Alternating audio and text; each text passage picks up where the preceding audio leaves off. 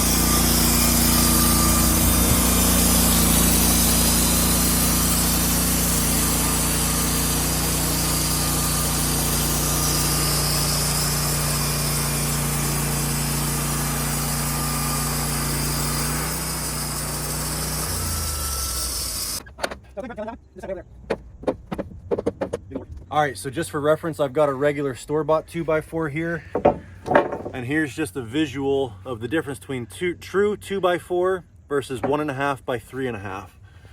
Definitely a lot beefier. And here they are up on end.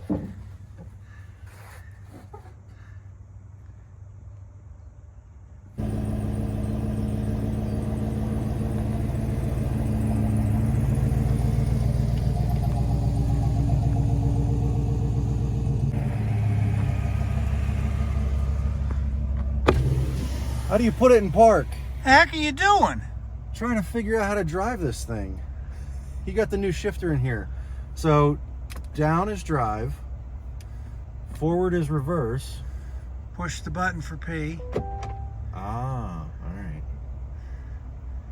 right. Good thing you weren't stealing my truck. I don't think I'd be able to. If it was a stick shift, it'd be here forever. Hey, put my window up.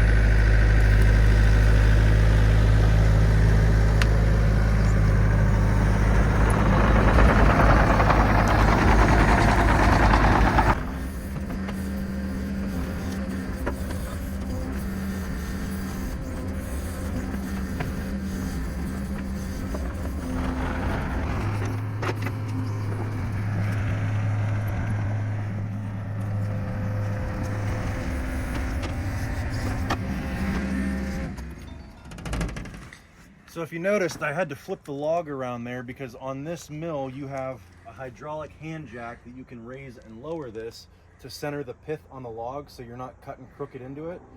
And you always have to have the small end of the log on this side so that you have room to raise it up, because that side is never going to need to go up. So that's why I had to spin the log around. Always put the big end on the power head side. So real quick, going back to sawmill, wood yard, and all that. How much of this stuff would you be able to do without this particular excavator? Well, if you look at that pile we just dug into, there's a lot of stuff in there that isn't worth anything but firewood, but we had one good saw log left in the back. And if I was doing it with a tractor or anything else that I couldn't reach in, I'd have to move all of those logs out of the way instead of being able to just reach in and cherry pick and grab the one that I want. And then, you know, you start talking about doing big lumber, you have to have a machine like this. And either that or a hydraulic mill. And honestly, a hydraulic mill you're looking at 50, 60 grand for. I'd rather have a manual mill and an excavator that I can use for other things than just having a one-trick pony in a hydraulic sawmill. So that's my take.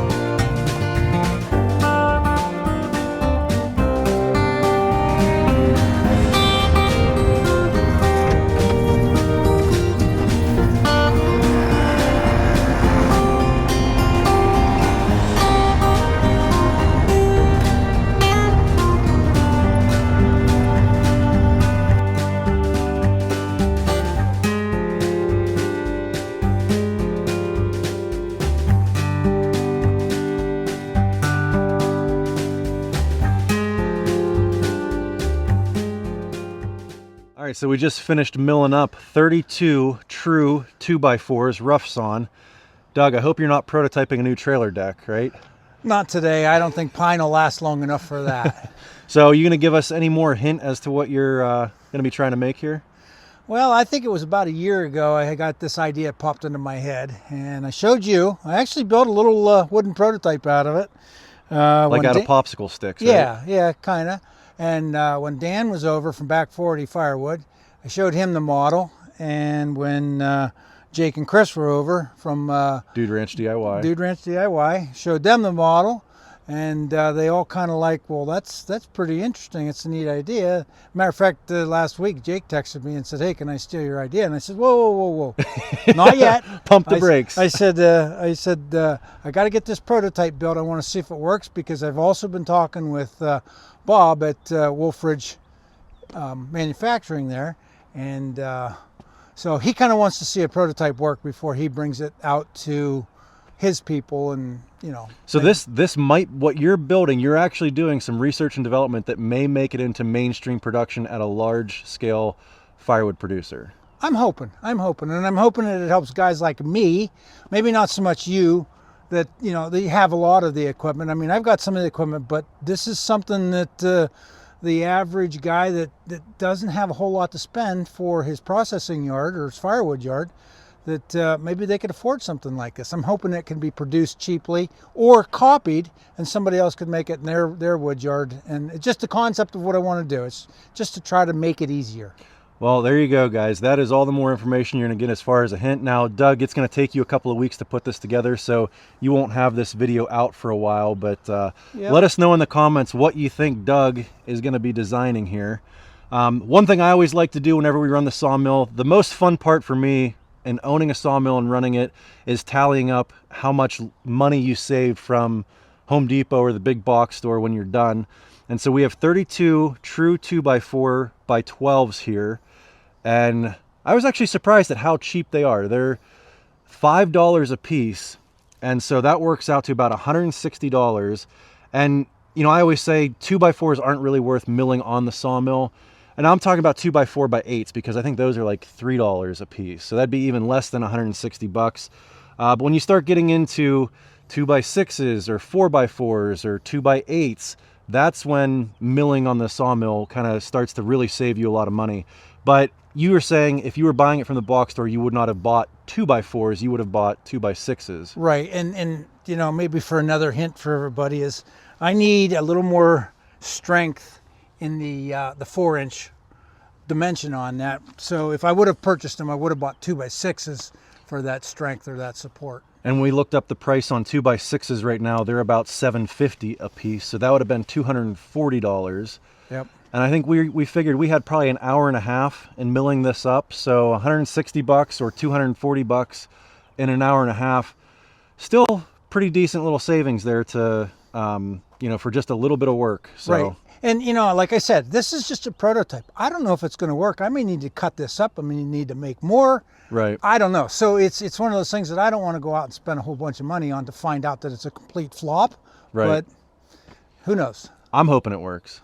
I am too. Just so somebody else could maybe take the idea and do something with it. Yeah. All right, well, I'm looking forward to seeing it, but I think that's going to wrap this one up. If you're curious to see what Doug's making here, again, the video won't be out for another couple of weeks, but head over to his channel, check it out. It is One Eye Customs. If you enjoyed this one, give me a big thumbs up, click that subscribe button, and we'll catch you on the next one. Thanks.